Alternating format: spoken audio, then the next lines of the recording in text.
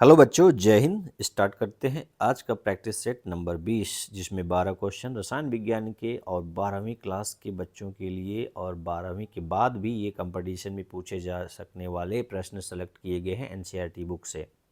और NCERT book जिस board में चलती है उनके लिए ये मील का पत्थर, इस मतलब का बताइएगा मील का पत्थर किसको कहा जाता है। तो चलिए बिना समय गवाए सीधी बात नो बकवास के साथ स्टार्ट करते हैं। पहला प्रश्न पढ़िए और उसको गुनिए और लगाइए ठीक अपने मन में, और फिर मुझे बताइए कि आ रहा है कि नहीं। ईमानदारी के साथ, परमाणु क्रमांक में वृद्धि के साथ साथ संक्रमण धातुओं का गलनांक क्या होता है? पहले बढ़ता है फिर घटता है, लगातार बढ़ता है, पहले घटता है फिर बढ़ता है, स्थिर रहता है। तो जल्दी से आप बताइए कि लेफ्ट टू राइट जाने पर गलनांक, तो संक्रमण धातुओं का गलनांक क्या होता है? लगातार बढ़ता है कि पहले बढ़ता है फिर घटता है? तो आप जानते हैं, तो जल्दी स्टिक लगा दिए होंगे। तो आंसर ए क्या होगा? करेक्ट। अच्छा, पहले बढ़ता क्यों है फिर घटता क्यों है? क्योंकि अनपेयर्ड नंबर ऑफ अयुग्मित इलेक्ट्रॉनों की संख्या धीरे धीरे क्या होती है? बढ़ती जाती है। जैसे ही 5 पहुँचता अधिकतम हो जाती है। अपवाद स्वरूप मैग्नीज का कम हो जाता है, लेकिन उसके बाद फिर अयुग्मित इलेक्ट्रॉनों की संख्या 4, 3, 2, 1, इसलिए फिर घटने लगता है। तो पहले क्या हो रहा है? बढ़ता है, फिर क्या होता है? घटता है। तो ऑप्शन नंबर ए करेक्ट हो जाएगा, चाहे किसी भी सीरीज का हो। डी ब्लॉक संक्रमण तत्व की बात की जा रही है, ठीक है। अगला, निम्नलिखित जलीय विलयनों में से किसका पराशर दाब उच्चतम होगा? ऑप्शन दिया है 1% KCl, 1% ग्लूकोज, 1% यूरिया और 1% कैल्शियम क्लोराइड। तो 1% का यहाँ क्या मतलब है? द्रव्यमान प्रतिशतता आप पढ़े हैं ना, भार बटे भार प्रतिशतता। चाहे भार बटे भार प्रतिशतता हो या मोलरता हो या कुछ भी हो, सांद्रता सबकी क्या है? समान है। तो इसका कोई ध्यान नहीं देना है। ध्यान देना क्या है कि जो आयनित हो जाते हैं वो कितने आयन देते हैं, जल में घुलने पर आयन कितने देते हैं। तो KCl घुलने पर कितने आयन देंगे, यानी उसका वांट हाफ फैक्टर पर निर्भर करेगा। वांट हाफ फैक्टर आई इसका कितना होगा? 2 होगा। यूरिया का आई कितना होगा? 1 होगा, ठीक है। यूरिया का आई, क्योंकि ये वियोजित होता नहीं है, सॉरी, ग्लूकोज का भी 1 होगा। मैंने पढ़ रहा हूँ यूरिया और लिख रहा हूँ ग्लूकोज के सामने, दोनों का सेम होगा, तो इसके लिए भी क्या होगा? 1 होगा। लेकिन कैल्शियम क्लोराइड का आई कितना हो जाएगा? 3 हो जाएगा। क्यों? क्योंकि 1 कैल्शियम और 2 क्लोराइड बनेंगे, इसलिए इसका आई ज़्यादा तो पाई ज़्यादा। आई ज़्यादा तो पाई ज़्यादा, क्या मतलब है? आई मतलब वन हाफ फैक्टर। अब पराशर दाब को किससे दिखाते हैं? पाई से। तो आई वन हाफ कारक ज़्यादा होगा तो पराशर दाब ज़्यादा होगा। आई कम होगा, आई कम होगा तो पराशर दाब भी कम होगा, ठीक है।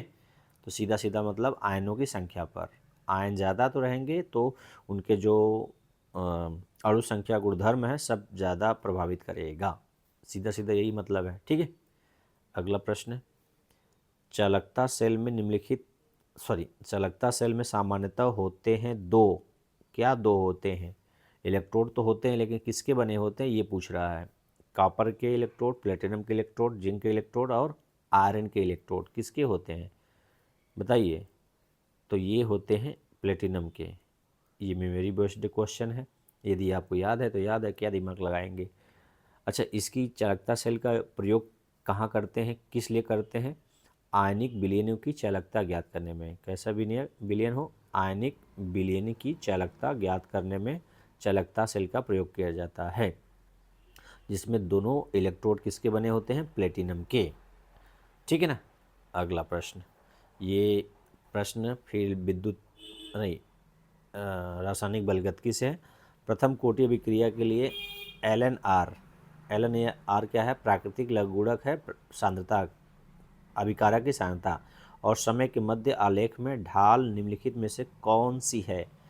ढाल मतलब ग्राफ, जो स्लोप है और उनके बीच, यानी देखिए इधर क्या है? टाइम t है और इधर क्या है? सांद्रता r के बीच ग्राफ खींचा जाएगा। तो कैसा होता है? ऋणात्मक होता है। और ये ऋणात्मक ढाल स्लोप जो होता है किसके बराबर होता है? -k के, क्योंकि यहाँ ln है। यदि ln ना होकर log रहता तो अब 2.333 का डिवाइड कर देते हैं, लेकिन यहाँ पे ln प्राकृतिक लघुगुणक के रूप में है तो समझ लीजिए कि 2.303 रहेगा ही नहीं, तो ये कैंसिल है, ये कैंसिल, और धनात्मक होता नहीं, तो बचा क्या है, सी ऋणात्मक के। ठीक है ना। और कभी कभी शून्य के लिए पूछता है, कभी कभी प्रथम के लिए पूछता है, कभी कभी लॉग के रूप में पूछता है, कभी कभी एलन के रूप में पूछता है, तो दोनों ध्यान रखना है, तीनों। चलिए अगला उसी चैप्टर से है। निम्नलिखित में से कौन सा Ea के बराबर अथवा इससे अधिक ऊर्जा वाले अणुओं के अंश को निरूपित करता है। Ea के बराबर अथवा इससे अधिक ऊर्जा वाले अणुओं के अंश को निरूपित करता है। तो ये पिछले वीडियो में आप ये क्वेश्चन रिपीट हुआ है 2 बार, तो याद हो गया तो आप बता सकते हैं कि E के पावर में माइनस Ea/RT के अंश को निरूपित करता है। लगभग Ea के बराबर अथवा इससे अधिक ऊर्जा वाले अणुओं के अंश को निरूपित करता है। कौन सा पार्ट? ये वाला पार्ट, E के पावर में माइनस Ea/RT। अच्छा, आर्यनिक समीकरण आपको पता याद है, के बराबर AE पावर माइनस EA/RT। तो ये वाला अंश जो ये ऊपर का है, ये वाला अंश ही क्या होता है, एक्टिवेशन एनर्जी के बराबर अथवा इससे अधिक ऊर्जा वाले अणुओं के अंश को निरूपित करता है। ठीक है। हालांकि ग्राफ में, अरे ये इसको भी ले लीजिएगा, ई को भी, ये वाला, ये पूरा का पूरा। ठीक है। अच्छा, के क्या है, ए क्या है, और ये क्या है, आर क्या है, टी क्या है। के क्या है, वेग स्थिरांक। ए क्या है, ए होता है Arrhenius frequency factor, Arrhenius frequency factor. E का यहाँ कोई मतलब नहीं होता है, बस घातांक है, एंटी लॉग है। ये क्या होता है, ये होता है सक्रिय ऊर्जा। आर क्या होता है, गैस स्थिरांक या सार्वत्रिक गैस स्थिरांक। और टी क्या आता है, तापमान केल्विन में। ठीक है। अगला प्रश्न है, जब एक मोल, कितना मोल है ये, एक मोल CONH3 होल 6 स्क्वायर ब्रैकेट के बाद 3 Cl है के साथ AgNO3 विलयन को आधिक्य में मिश्रित किया जाता है, तब अवक्षेपित AgCl के मोलों की संख्या है। यानी एक मोल क्या है, ये यौगिक है हेक्साअमीन कोबाल्ट थर्ड क्लोराइड के साथ AgNO3 को मिलाने पर AgCl के कितने मोल मिलेंगे? तो आंसर पहले बता दूं, 3 मिलेंगे। क्यों मिलेंगे, कैसे, क्या देखकर बताया गया है? जो काउंटर आयन की संख्या होती है, यानी यहाँ पर काउंटर आयन क्लोराइड है, क्लोराइड आयन डिसोशिएट होने के बाद ऐसा आएगा, और ये तो होगा नहीं क्योंकि स्क्वायर ब्रैकेट के अंदर वाला चीज़ क्या होता है, आयनाइज नहीं होता है। तो ये बनेगा 3+ और प्लस 3Cl-, और ये Ag के साथ मिलेगा प्लस के साथ, तो क्या बना लेगा, AgCl बना लेगा। कितना बना लेगा, 3 मोल बना लेगा। ठीक है। तो ऑप्शन नंबर किस में है, ये ऑप्शन नंबर बी में है, यानी 3 मोल। ठीक है। चलिए अगला, निम्नलिखित हैलो एल्केनों में से कौन सा SN2 अभिक्रिया के प्रति सर्वाधिक अभिक्रियाशील है? तो ऑप्शन ए से लेकर डी तक देखेंगे तो ये C2H5 CH3 CH2 सब में है, यानी एथिल एथिल एथिल सब में है। बदल क्या रहा है, आयोडीन है, ब्रोमीन है, क्लोरीन है, फ्लोरीन है।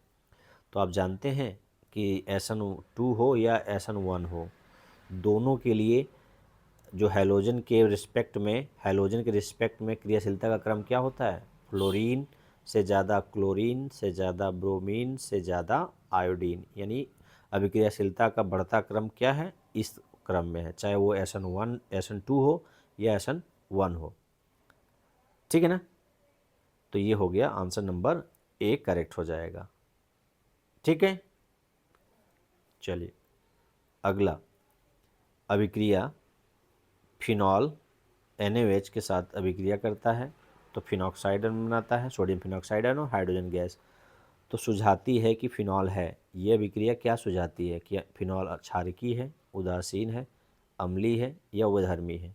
तो अपना आंसर तुरंत लगा दिए होंगे क्योंकि ये तो आपके लिए सरल होगा, कई बार आप प्रैक्टिस कर चुके हैं इसको। तो क्या होगा, ये अम्लीय होगा। ये क्या होगा, अम्लीय गुण को प्रदर्शित करता है कि फिनॉल को सोडियम के साथ क्रिया कराते हैं तो हाइड्रोजन गैस दे देता है। ठीक है।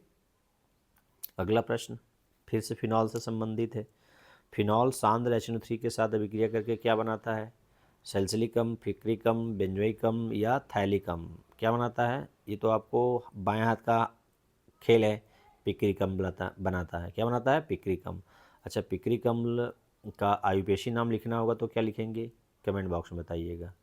स्ट्रक्चर में ये दे दे रहा हूँ, फिनॉल में OH है और यहाँ पर क्या लगेगा, दूसरे पोजीशन पर NO2, चौथे पोजीशन पे NO2 और 6 पोजीशन पे NO2। तो बताइएगा इसका IUPAC नेम। पिक्रिक अम्ल सामान्य में है। अच्छा, इसका यूज क्या है, विस्फोटक सामग्री बनाने में यूज किया जाता है। ठीक है, अगला। अच्छा, फिनॉल जब नाइट्रेशन कराएंगे तो क्या इसमें सल्फ्यूरिक अम्ल की आवश्यकता पड़ेगी कि नहीं पड़ेगी, बताइएगा, क्योंकि नाइट्रेशन कराते समय नाइट्रिक एसिड के साथ साथ सांद्र सल्फ्यूरिक एसिड भी चाहिए होता है। तो क्या पिक्रिक एसिड बनाने के लिए केवल HNO3 से काम चल जाएगा या सल्फ्यूरिक एसिड चाहिए एज उत्प्रेरक रूप में चाहिए कि नहीं चाहिए, बताइएगा। अगला, एनिलीनियम हाइड्रोजन सल्फेट 453 से लेकर 473 केल्विन तक गर्म करने पर निम्नलिखित में से कौन सा मुख्य उत्पाद के रूप में बनाता है, मुख्य उत्पाद के रूप में। तो ऑप्शन क्या क्या दिया है, 4 दिया है। यदि आ रहा है तो बताइए जल्दी से। तो मैं आशा करता हूँ कि आपको आंसर आ रहा होगा। हालांकि ये NCERT बुक में क्वेश्चन नहीं मिलेगा, शायद एग्जाम्पलर में मिल जाए। तो ये है ऑप्शन नंबर डी में। इसका आंसर क्या हो जाएगा, सल्फेनिलिक अम्ल। क्या हो जाएगा, सल्फेनिलिक अम्ल। क्या क्या स्ट्रक्चर होगा, समझ लीजिए। पहले एनिलीनियम हाइड्रोजन सल्फेट समझिए। ये बेंजीन में NH2 लगा होता है तो आप क्या बोलते हैं, एनिलीन। जब इसको कंसनट्रेट H2SO4 से रिएक्शन करा देंगे H2SO4 के साथ, तो ये बना लेगा क्या, कुछ ऐसा बनाएगा। NH2 पहले से था तो NH3 हो जाएगा। क्या हो जाएगा, NH3, और इस पर क्या आ जाएगा, प्लस, और इसके साथ क्या चिपक जाएगा, ये जो H2SO4 का HSO4 माइनस वाला पार्ट है, तो यहाँ पर क्या हो गया, HSO4 माइनस। ठीक है, ये चिपक गया, ये साल्ट बन गया ये। अब इसको क्या किया जाएगा, इसका नाम है एनिलीनियम हाइड्रोजन सल्फेट, इसका नाम है। किसका, इसका जो बना हुआ है। अब इसको गर्म किया जाए। कितना गर्म किया जा रहा है, 453 से 473 तक गर्म किया जाएगा। तो बनेगा क्या, बन जाएगा ये, पिंक कर दे रहा हूँ इसको, ये बन जाएगा ऐसा। ये NH2 बरकरार हो जाएगा और इसके पैरा पोजीशन पर यहाँ पर लग जाएगा, पैरा पर HSO3। ठीक है, HSO3 या SO3H कर लीजिए, इसको दोनों तरह से लिख सकते हैं, SO3H। ठीक है, तो ये है एनिलीन सल्फेनिलिक अम्ल। क्या है, सल्फेनिलिक का मेजर मुख्य उत्पाद बनेगा। ठीक। अच्छा, इसमें और इसमें एक और चीज़ का आएगा कि ये NH2 जो है, ये H को ले लेगा तो ये क्या बना लेता है, ज्यूटर आयन बना लेता है। ठीक है।